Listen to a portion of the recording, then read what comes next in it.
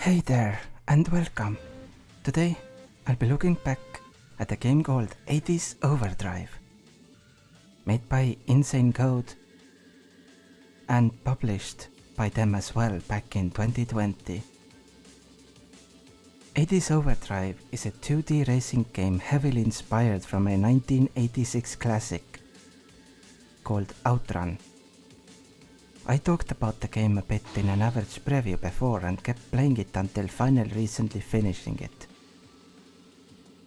80's Overdrive is a fast-paced racing game with a pretty nice art style.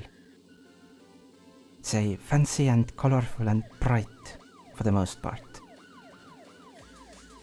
There are a fair few different cars you can buy, upgrade and drive, but they seem to be just aesthetical differences without any gameplay effect, as far as I've noticed. Car handling itself feels fine. There don't seem to be any problems with it. As far as 2D racing gaming is concerned. The game has 35 different tracks in career mode that you can play through, each more difficult than the previous, and surprisingly they are pretty fun to repeat as well. You can also make your own tracks by giving the game's in-game editor instructions on what you want your track to have on it. You can't put the track together piece by piece though, but I think due to how this game was made, that's fine. At the time of writing, I have played the game for about 7 hours, so that's the approximate length for beating the main campaign. On some of the tracks you will encounter police cars, which initially seem like annoyances, but eventually you'll learn how to use them against your opponents.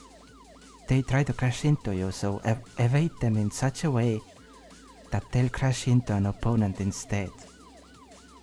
Track variety itself is okay. You have races that take place in the city, forest, and even a beach.